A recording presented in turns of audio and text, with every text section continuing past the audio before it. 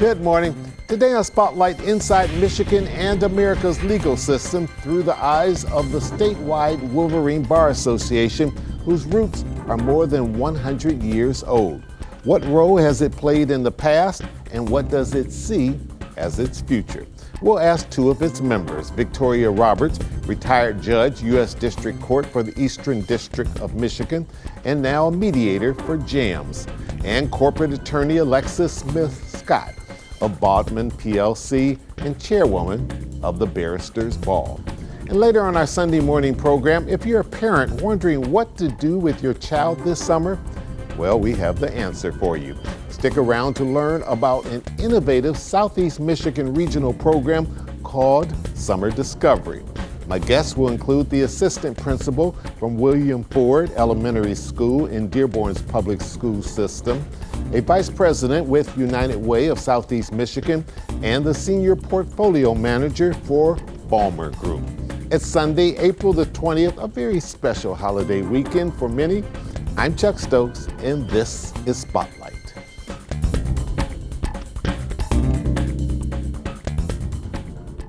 Judge Roberts and Attorney Smith-Scott, thanks for joining me today on Spotlight.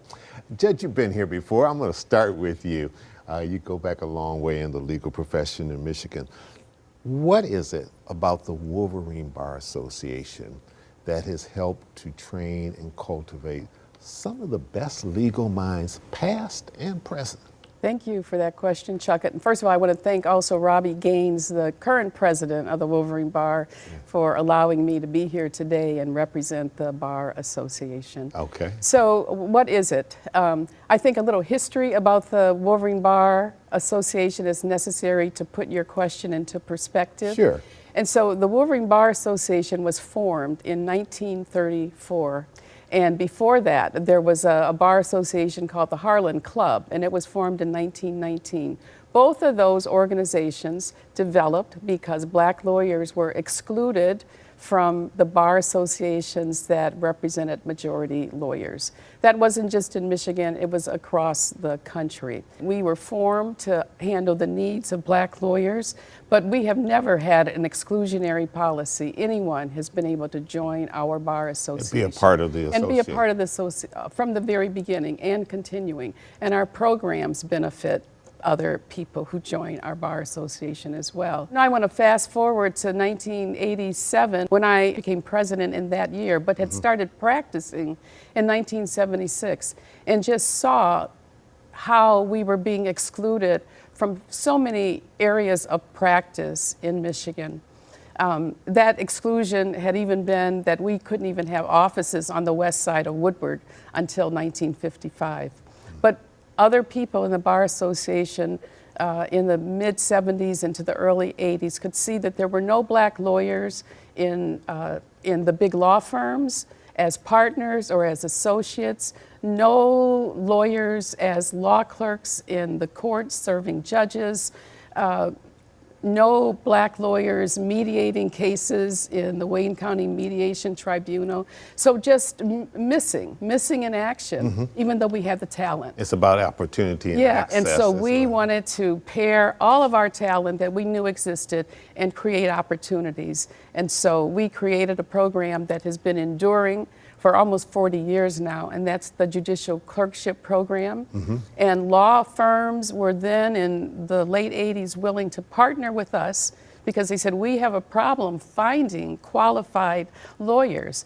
And we said, let us help you. One-stop shopping. And so we helped them do that. One good thing is if you look at this organization, the depth and breadth of their attorneys go across all different fields. Your expertise. No, absolutely. So I'm a transactional attorney. I work in the business practice group at Bodman Law Firm, and I primarily do mergers and acquisitions. And so I thoroughly enjoy that area of the law, but I also recognize that it's an area of law that is extremely underrepresented by individuals that look like me. I'm a benefactor of many of the programs in which Judge Roberts just spoke of.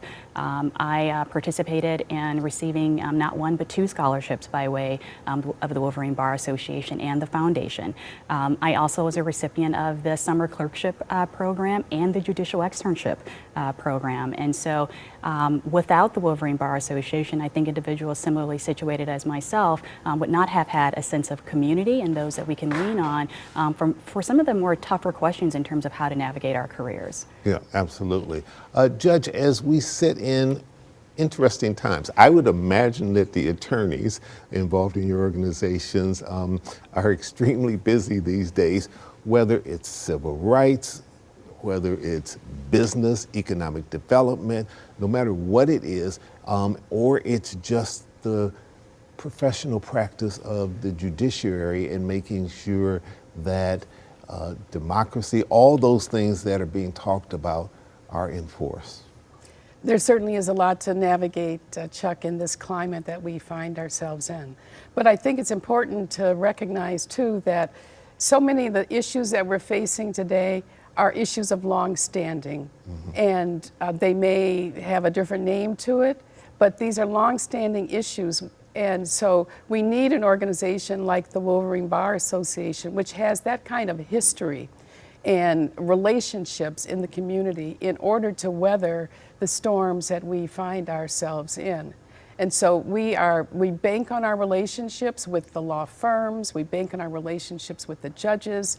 Our scholarship program, for instance, that Alexis just referred to, has been in existence since 1961, continuously. And we need people to help us keep that program and others in place. Good. All right, we're going to take a quick little pause for the cause, as we like to say. We'll come right back. And Attorney Smith-Scott, I want you to talk about a big event that's coming up that helps to support these programs that both of you have talked about. We'll be right back. Stay with us.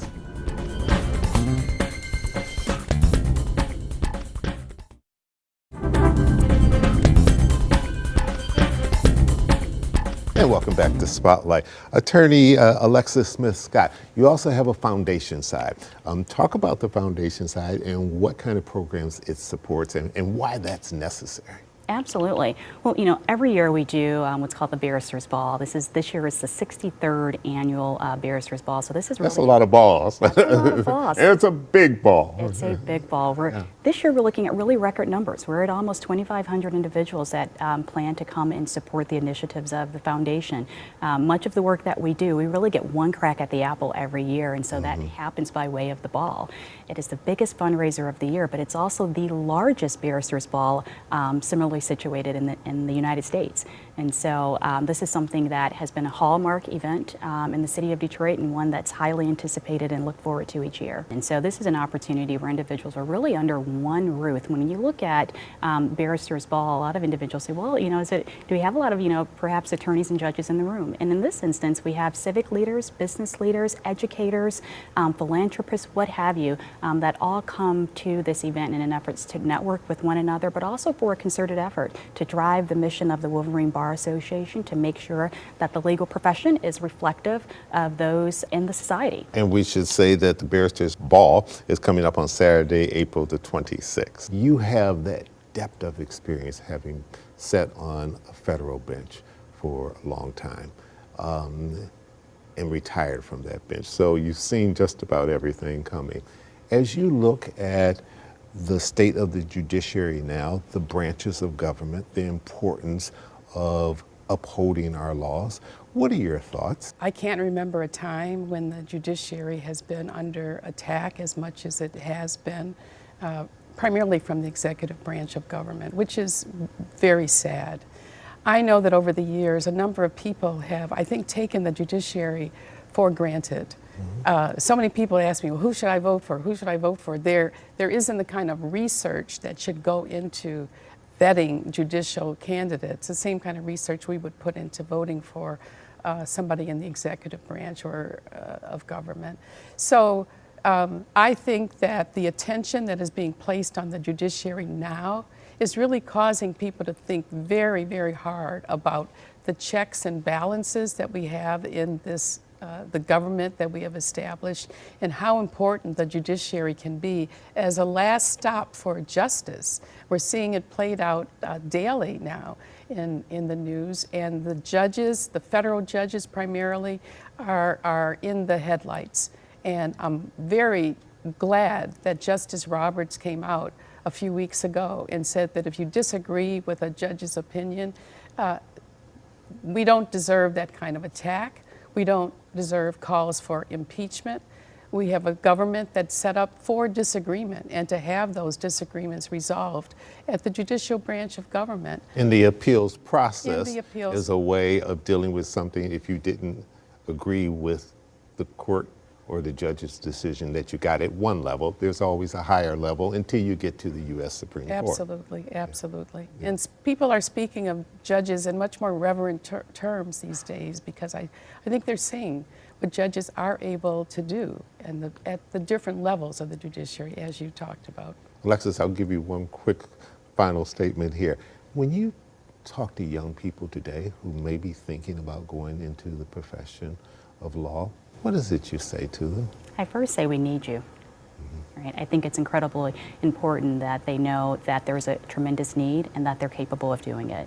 And they don't see a reflective of that much in society, and so I think it's important, one, to be present, and two, to let them know they can do it and that we need them. And that there are organizations like the Wolverine Bar Association, National Bar Association, American Bar Association that are there to help support you. Absolutely. All right. Thank you so much for coming in. It's been a pleasure talking to both Chuck. of you. Thank you so much. And good luck at the ball. Thank you. All right. Hope you raise lots of money. There you go. Coming up, meet this panel and learn more about Southeast Michigan's Summer Discovery Program. It's a panel I talked with a few days ago, and they can't wait to share their information. We'll be right back. Stay with us.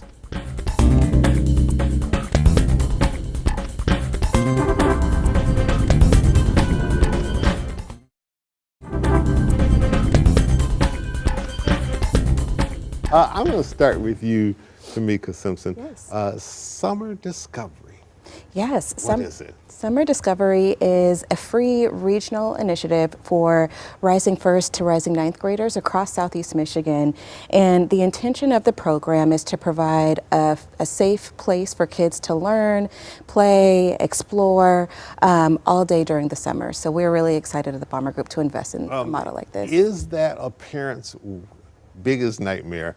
What do I do with my child in the summertime, especially if I'm working outside the home and I want them to have something that's fruitful, that's safe, that's engaging, that's fun? Yes, we had parents in mind as we were developing the model. I think that's why it's so important that it's all day, because when kids are in a safe place during the day, parents can go to work and they don't have to worry. And have peace of mind. And have a peace of mind, exactly. Yeah, absolutely. Yeah. You're with the Balmer Group. I am. So the major funding for this came from you? That is correct. We learned quite a bit from similar models in other cities, but we're the primary funder for the work in Southeast Michigan. And what does it take to pull this off in, as you said, Southeast Michigan? So Yes. This isn't just relegated to one county. You're talking about Wayne, Oakland, Macomb. That's correct. Yes, it takes a mighty team effort, which is why I'm joined by my colleagues here. But we're very intentional about meeting with students, families, parents, school leaders to really understand what are the barriers to ensuring that kids have a safe, fun, and enriching place to be during the summer. And we basically worked backwards from that to construct a program that would work for everyone in the region. Very good. Yeah. Jeff Miles here with United Way. Talk about United Way's involvement and why this is one of the hallmarks of your organization. Yeah, no, this is a marquee program for us and just a really great partnership all the way around, and we were very happy to participate. We play sort of that intermediary role. We help with recruiting, the application, all the budget reviews, some of the data analysis, which is just incredible when you think about the impact that we were able to see in the first year, and quite frankly, we've been able to double the size of the program almost this year, so just a really great partnership all the way around. Good. Nesreen, you are in Dearborn with the Dearborn Public Schools, the William Ford Elementary School. So you get to see this firsthand because you're providing some of the young people that have been involved with us. Tell us what you've learned from this and what kind of feedback you're getting. It's really changed the mindset of what parents and staff and students thought of summer school prior to adopting or running the summer discovery program at our district. Initially, summer school by many was viewed as something more for students who are just at risk, where now parents see that it is something to keep the learning going on all summer long. This question can go to anybody. I assume that you've got to enroll. Is this an enrollment period, and is there a deadline coming up that people need to be aware of? And where do they go? Do they go to United Way website? What? That's a great question. So all parents can go to summerdiscoverymi.org. We are actively enrolling young people now across almost 200 sites this year. Jeff mentioned that we just about doubled. So summerdiscoverymi.org, and click on find a location, and parents can sign right up. Yeah, and how do you, Jeff, how do you kind of regulate that many sites? That's a lot to have eyeballs on. How do you do it? How do you make it work and make sure that all 200 sites are comparable? Yeah, it's a great question. It's really a hybrid model, and so we provide curriculum if organizations or schools want to use that, but they're also free to use their own curriculum if they want to. All the programs have a pre and post test as well, so that we can really monitor students' progress over the period of the 5 weeks of programming. And as far as enrollment, some schools are going with students that are already enrolled in there, but there is still open enrollment at that summerdiscoverymi.org. Sure. Nesreen, have you seen growth in this program? Absolutely. Just from, I know Jeff mentioned that it was a 5-week program, but last summer, just from the start of the school year, start of the summer program till the end, we saw a huge amount of improvement in student reading and math proficiency. And like he mentioned, what was nice about it is that teachers and schools had the flexibility to either use their curriculum that they had used in the past, or adopt some of the options that were given to us or mentioned to us from the Balmer Group. We're going to take a pause for a cause. We'll hurry right back with more questions right after this.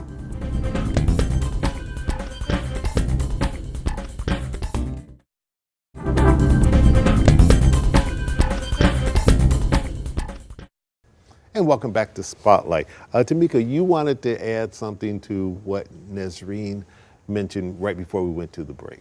Yes, so it's been really incredible to visit all of the summer discovery sites, including in Dearborn, see the excitement, see the growth.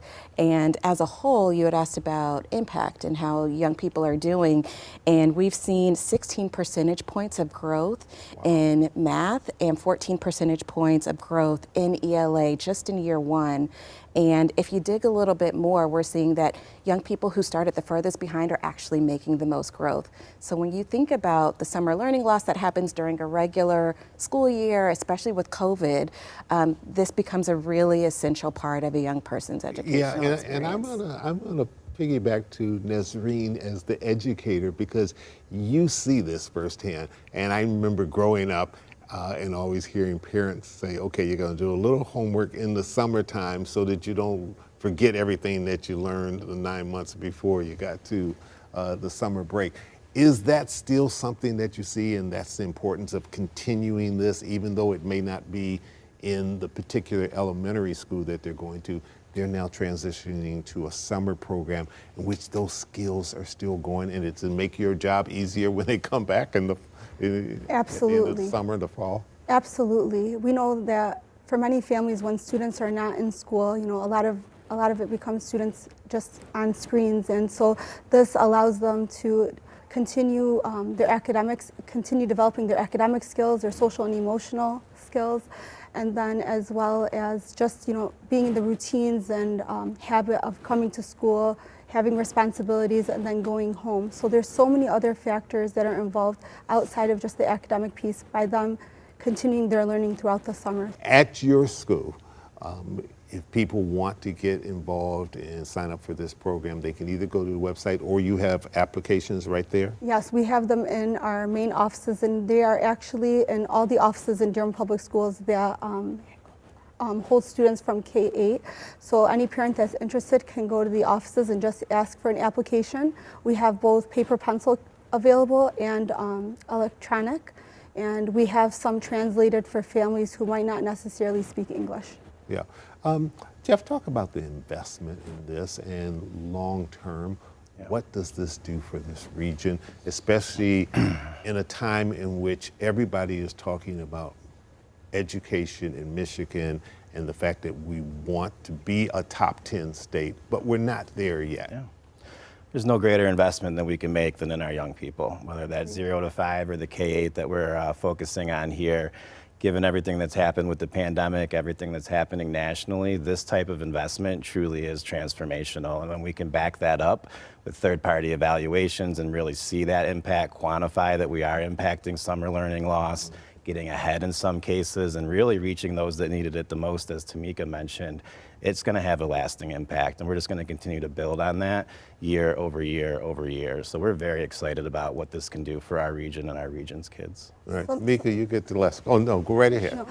Yeah, no, to that point, I mean, there's been a study done that shows in Michigan, for every 1 seat that a child in an after school or summer learning program, there are 4 kids waiting. So Wow. we see an investment like this as paramount to really ensuring that our young people are getting the opportunities that they need and deserve. So as Bomber Group, we're just really proud to be able to make this big investment and work with our partners. And I'm sorry. And speaking of opportunities, what we love the most about it is the fact that we are able to provide the summer program to all students, so not just our neurotypical students, but also our special education students and our English learners. So that's one of the big key points to mention with the summer program. Absolutely. Final question.